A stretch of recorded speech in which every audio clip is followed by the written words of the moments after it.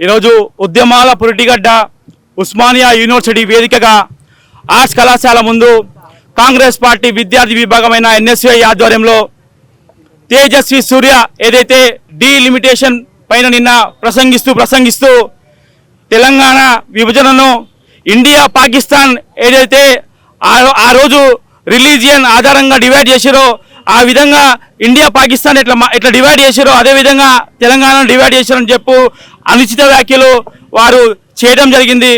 మేము ఇంతకుముందు కూడా ఈ నరేంద్ర మోడీ ఏదైతే తల్లిని చంపి బిడ్డని బతికించినట్టు చేసిరని ఆ నరేంద్ర మోడీ కూడా ఈ బీజేపీ నాయకులు కూడా ఇష్టానుసారంగా తెలంగాణ ఆత్మగౌరవాన్ని కించపరిచే విధంగా కూడా వాళ్ళు మాట్లాడటం జరుగుతుంది.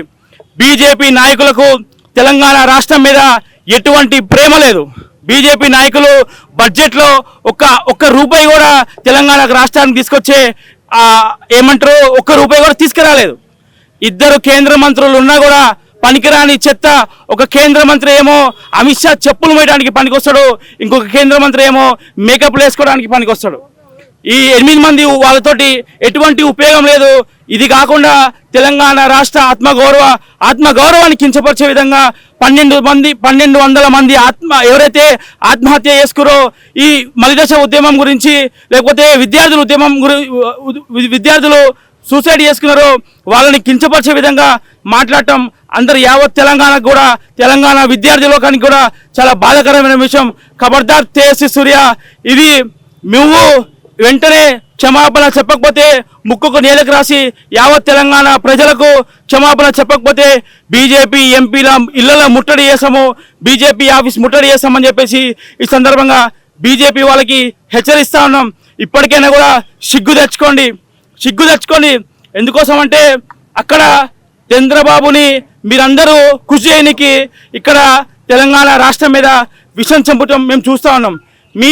మీ డాడీ నరేంద్ర మోడీ ఏమో ఇంతకుముందు ఆ మాట అన్నాడు, నువ్వు బచ్చగానివి మళ్ళీ ఈ మాట అంటున్నావు. తెలంగాణ గురించి విమర్శించే హక్కు నీకు లేదని చెప్పి నీకు ఈ సందర్భంగా తెలియజేస్తున్నాం. మేము తెలంగాణ ప్రజలము అన్నం లేకుండానే ఉంటాం కానీ ఆత్మగౌరవం లేకుండా ఉండమని చెప్పి, ఆకలితోనైనా సస్తాం కానీ ఆత్మగౌరవం సంపుకొని మాత్రం ఉండమని చెప్పి నీకు సందర్భంగా తెలియజేస్తూ హెచ్చరిస్తా ఉన్నాం. తేజస్వి సూర్య, నువ్వు వెంటనే కూడా క్షమాపణ చెప్పకపోతే తీవ్ర పరిణామాలు ఉంటాయని చెప్తున్నాం. సిగ్గు శరం లేని బీజేపీ రామచంద్రరావు కూడా ప్రెస్ మీట్ పెట్టి దాన్ని కవర్ చేసే విధానం చాలా బాధాకరము.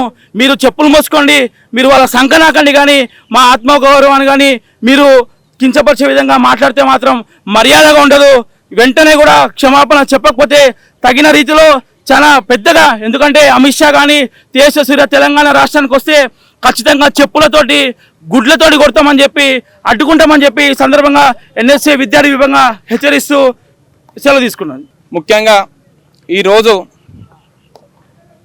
నిన్న జరిగిన పార్లమెంట్ సమావేశాల్లో మహిళా బిల్లు డీలిమిటేషన్ సందర్భంగా చర్చించాల్సిన అంశాన్ని మర్చిపోయి బీజేపీ ఎంపీ తేజస్వి సూర్య తెలంగాణ రాష్ట్ర ఏర్పాటును పాకిస్తాన్ ఏర్పాటుతో పోల్చడం చాలా సిగ్గుచేటు.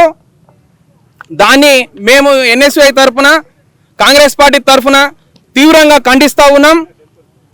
తేజస్వి సూర్య అనే వ్యక్తి ఒక క్రిమినల్ బ్యాక్గ్రౌండ్తో వచ్చిన వ్యక్తి కాంగ్రెస్ పార్టీ పైన, కాంగ్రెస్ పార్టీ నాయకుల పైన అవాకులు చెవాకులు పేల్స్తూ నీ రాజకీయ లబ్ధి గురించి రాజకీయాలు చేస్తూ అనుకుంటే తెలంగాణ సమాజం ఊకోదు.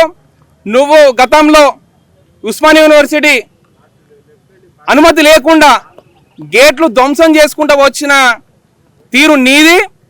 నీ గూండాగిరికి, నీ క్రిమినల్ బ్యాక్గ్రౌండ్కి ఎవరికి భయపడేది లేదు.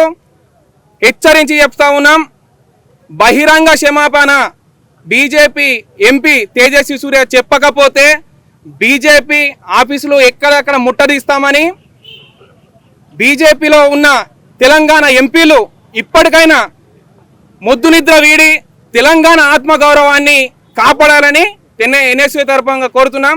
ఖబర్దార్ తేజస్వి సూర్య. లేదంటే ఆ ట్యాంక్ బండ్ ఉంది కదన్నా, మా దగ్గర మొన్ననే ముఖ్యమంత్రి గారు పిలిచి వారికి ఇల్లు ఇచ్చిరు, శివ గారిని.